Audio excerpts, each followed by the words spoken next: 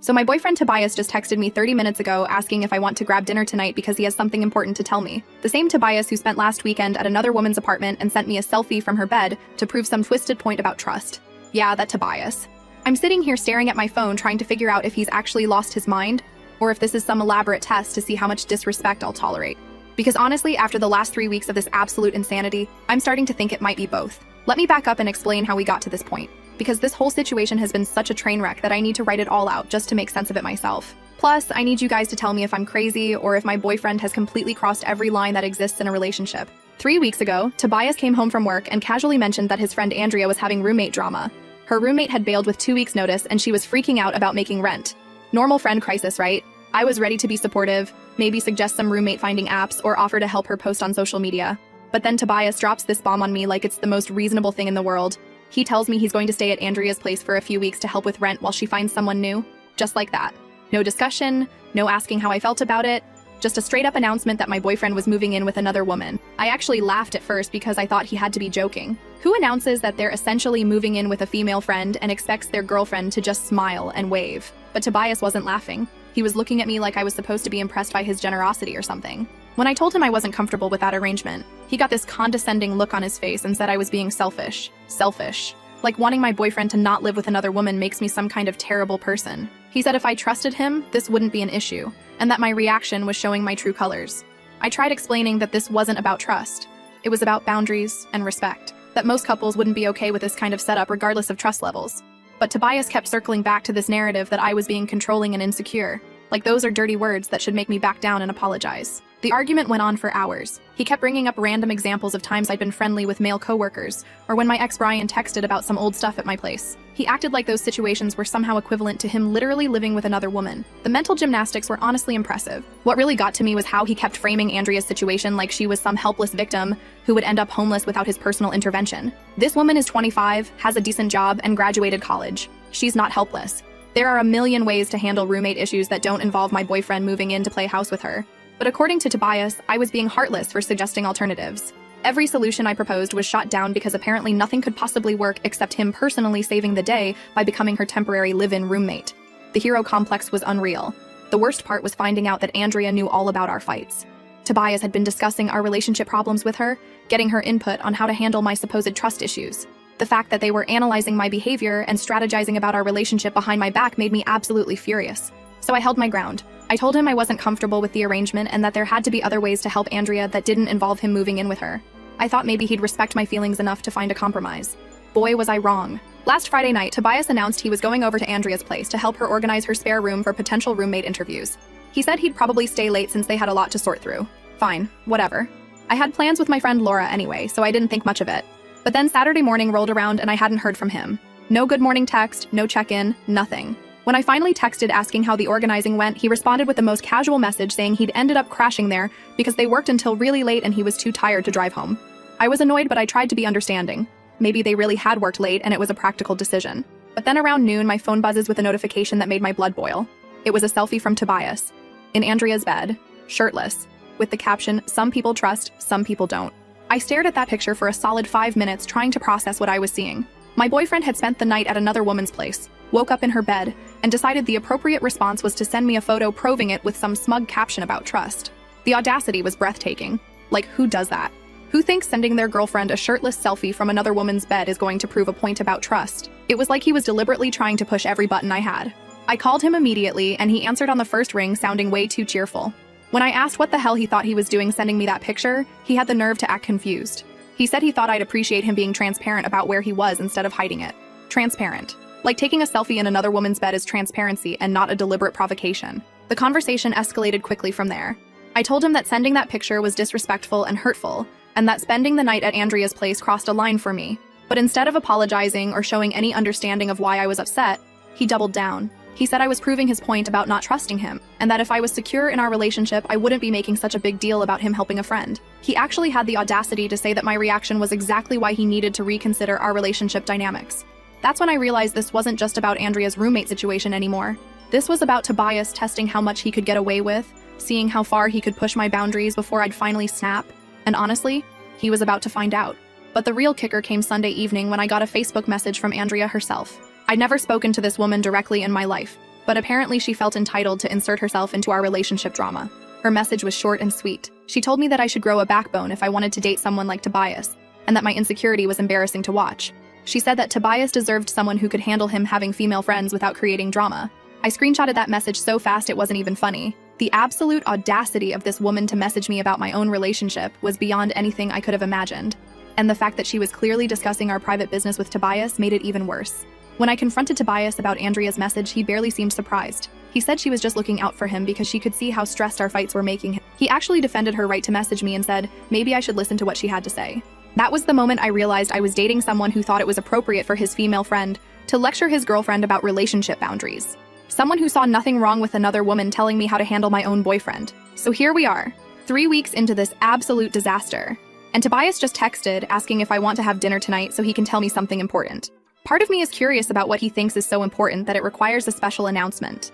But a bigger part of me is already planning exactly what I'm going to say to him. Because while Tobias has been playing these little games and testing my boundaries, I've been doing some planning of my own. And I think it's time for him to learn that some tests go both ways. I'll update you guys after tonight's dinner conversation. Something tells me this is going to be interesting. First update, I don't even know where to start with what just happened at dinner tonight. I'm sitting in my car in the restaurant parking lot right now because I literally cannot even process what Tobias just pulled. So remember how he wanted to meet for dinner to tell me something important? Well, buckle up because this man has completely lost his freaking mind. And I'm honestly questioning if I ever knew him at all. I got to the restaurant first and spent about 10 minutes mentally preparing myself for whatever bombshell he was about to drop. Part of me was hoping maybe he'd come to his senses about the whole Andrea situation and wanted to apologize. Nope, not even close. Tobias walked in looking way too confident for someone who'd spent the weekend disrespecting his girlfriend in every possible way. He slid into the booth across from me with this smile that I used to think was charming, but now just looked smug. No apology, no acknowledgement of how messed up the last few days had been. Just casual small talk like nothing had happened. When I asked him what was so important that we needed to have a special dinner conversation, he got this serious expression and said he'd been doing a lot of thinking about our relationship and where things were heading. My stomach dropped because that tone usually means someone's about to get dumped. But instead of breaking up with me, he launched into this whole speech about how he'd realized that our recent conflicts had shown him some concerning patterns in my behavior. He said he was worried about my trust issues and how they might affect our future together. The audacity of this man to flip the script and make me the problem after everything he'd done was absolutely mind-blowing. I interrupted him right there and asked if he was seriously sitting across from me trying to make his inappropriate behavior my fault. But he just kept going with his rehearsed little speech about how relationships required trust and compromise, and how he'd been reflecting on whether I was really ready for the kind of mature relationship he was looking for. Then he dropped the real bomb. He said he'd decided to move forward with helping Andrea regardless of my feelings about it because he wasn't going to let my insecurities dictate how he treated his friends. He announced this like it was some noble stand he was taking for friendship and loyalty. I stared at him for a solid 30 seconds trying to process what I'd just heard. This man had just told me that he was moving in with another woman despite my clearly stated boundaries, and he was framing it like some kind of principled decision rather than a massive betrayal of our relationship. I asked him if he was actually telling me that he was choosing to prioritize Andrea's housing situation over my comfort and our relationship boundaries. His response was that he wasn't choosing anyone over anyone else, he was just refusing to abandon a friend in need because his girlfriend couldn't handle it. The conversation that followed was honestly surreal. Tobias kept insisting that this wasn't about choosing Andrea over me, it was about me learning to trust him and support his friendships. He said that if I really loved him, I'd want him to be the kind of person who shows up for his friends when they need help. Every time I tried to explain why his decision was hurtful and disrespectful, he'd counter with some variation of how my reaction proved I wasn't ready for a serious relationship. He kept using phrases like emotional maturity and healthy boundaries, but apparently those concepts only applied to me adapting to whatever he wanted to do. What really got me was how he kept acting like I was asking him to abandon Andrea completely, rather than just maintain appropriate boundaries. When I pointed out that there were a million ways to help a friend that didn't involve moving in with them, he said those alternatives wouldn't be as effective, and that Andrea specifically needed someone she could trust living in her space. I asked him why it had to be him specifically, and he said Andrea had asked him because she felt safest with him. The way he said it made it clear that he was flattered by being her chosen protector, and that my discomfort was just an inconvenient obstacle to his hero fantasy. The whole conversation felt like he was reading from some kind of manipulation playbook. Every concern I raised was reframed as a character flaw on my part. Every boundary I tried to set was dismissed as controlling or insecure. It was like arguing with someone who'd already decided I was wrong about everything and was just going through the motions of pretending to listen. What made it even worse was how calm and rational he was being, while completely steamrolling over everything I was saying. He had this condescending therapist voice going like he was helping me work through my issues, rather than defending completely inappropriate behavior. When I asked him how he'd feel if the situation was reversed and I decided to move in with some male friend to help him out, Tobias actually laughed. He said that was completely different because he trusted me and wouldn't feel threatened by something like that. The smugness in his voice when he said it made me want to throw my water glass at his head. I pressed him on that double standard and asked him to really think about whether he'd be okay with me living with another man for several weeks. That's when his whole calm, rational act started to crack a little. He said the situations weren't comparable because Andrea genuinely needed help, while my hypothetical male friend would just be taking advantage of my kindness. The mental gymnastics were honestly impressive. Somehow, when Andrea needed help, it was a legitimate crisis that required Tobias's personal intervention. But if I were to help a male friend in the exact same way, that guy would automatically be a user trying to take advantage of me. The double standard was so blatant it was almost funny. But the real kicker came when I asked him what he expected our relationship to look like while he was living with Andrea. Would we still see each other regularly?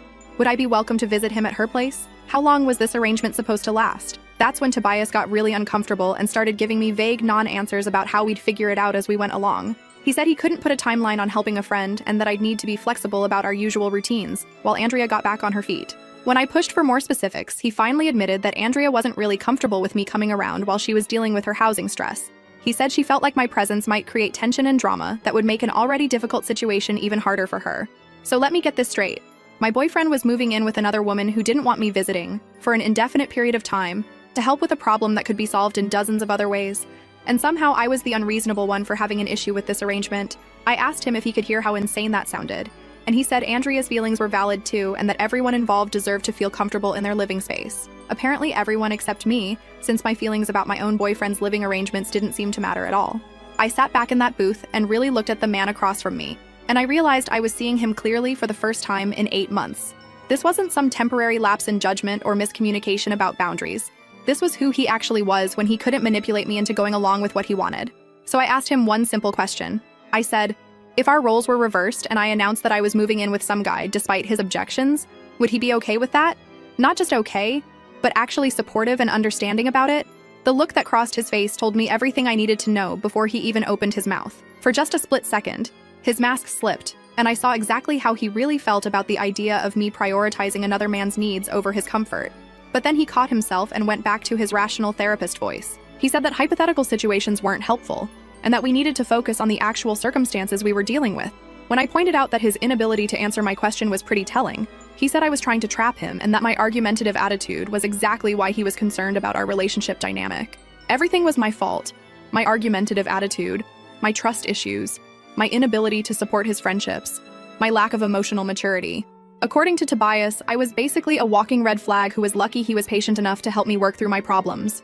By the time we left the restaurant, he'd made it crystal clear that he was moving in with Andrea whether I liked it or not, and that my job as his girlfriend was to smile and be supportive while he played house with another woman who'd specifically requested that I stay away.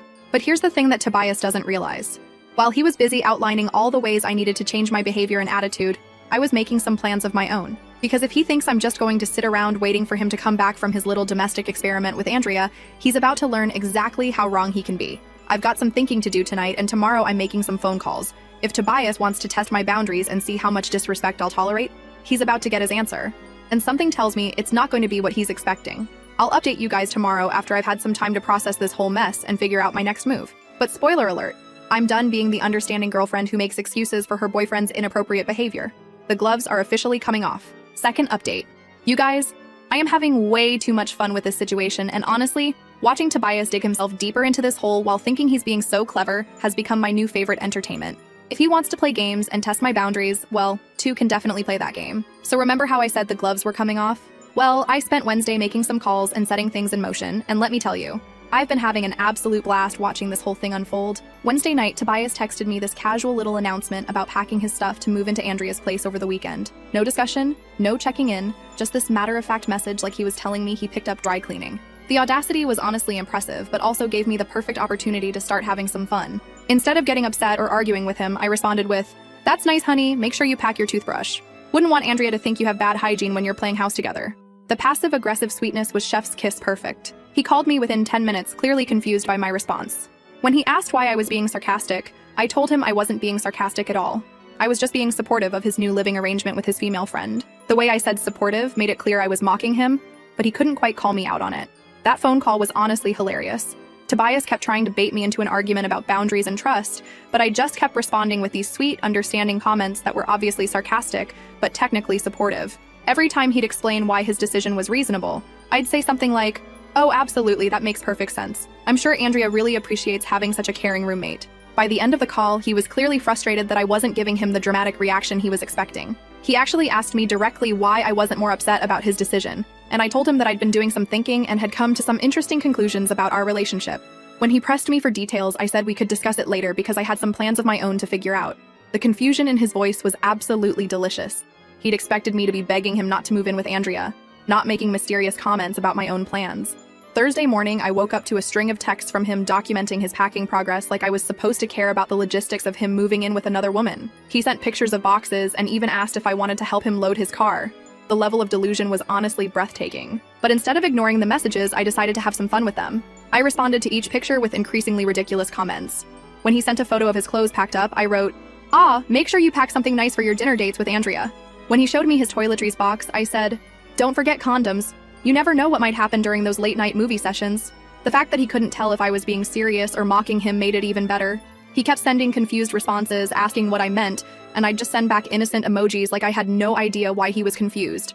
Thursday afternoon, I put phase 2 of my plan into action. Remember my ex Brian that Tobias had thrown in my face during our trust arguments? Well, I decided it was time for him to meet his match when it came to opposite-sex friendships. I texted Brian asking if he wanted to grab coffee and catch up, and his response was immediate and enthusiastic. When we met up, I told him about Tobias's living situation with Andrea, and Brian's reaction was everything I'd hoped for.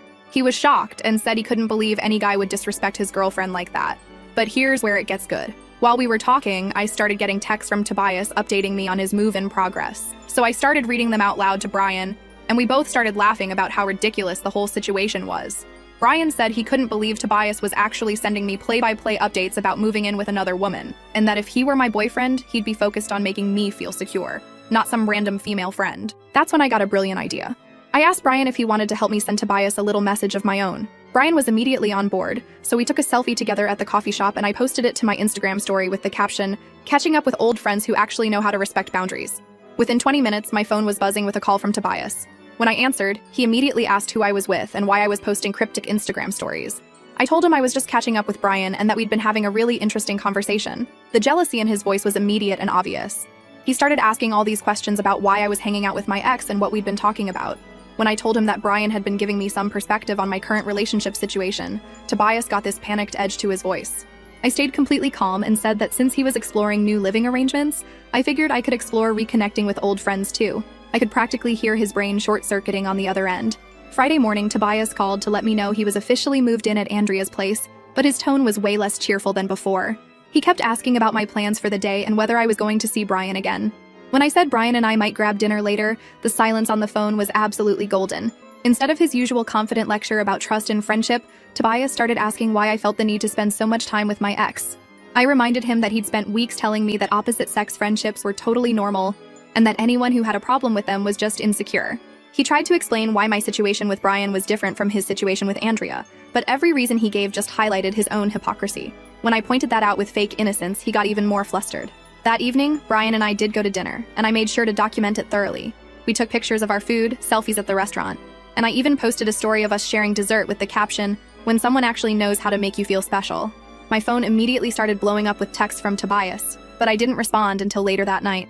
When I finally called him back, he immediately started interrogating me about my evening with Brian. I told him we'd had the most amazing time, and that it was so refreshing to be with someone who actually listened to me and cared about my feelings. I said Brian had been asking about my relationship, and couldn't believe how Tobias had been treating me. The panic in Tobias's voice was absolutely delicious. He started insisting that Brian was probably just trying to manipulate me because he wanted to get back together, and that I was being naive if I couldn't see what was really happening. I laughed and said it was interesting that he was so concerned about another man's motives when he'd been lecturing me for weeks about trusting people and not being insecure. I asked him why he was suddenly so worried about my friendships when his own living situation was supposedly so innocent. Saturday, I decided to really turn up the heat. Brian and I spent the day together. We went to the farmer's market, walked around downtown, and just had this really natural, easy time together. I documented everything on social media, making sure to show how happy and relaxed I looked. Meanwhile, Tobias kept texting me, asking what I was doing and why I wasn't responding to his messages. When I finally responded that evening, I told him I'd been having such a great day that I hadn't even looked at my phone. That night when Tobias called, he was clearly agitated. He started lecturing me about how my behavior with Brian was inappropriate and disrespectful to our relationship.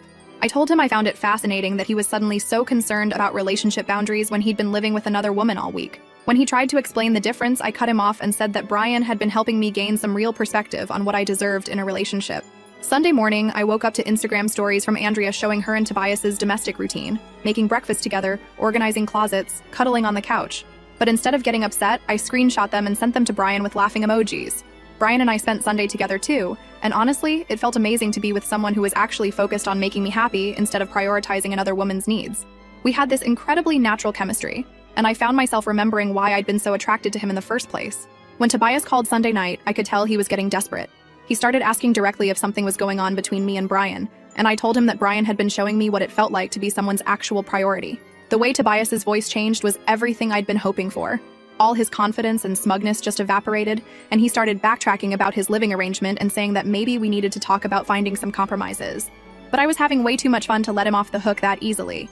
I told him that I'd been doing some thinking about what I really wanted in a relationship, and that spending time with Brian had been really eye-opening. When he asked what I meant by that, I said that Brian had reminded me what it felt like to be with someone who actually respected my feelings and made me feel valued. I said the contrast was honestly pretty stark.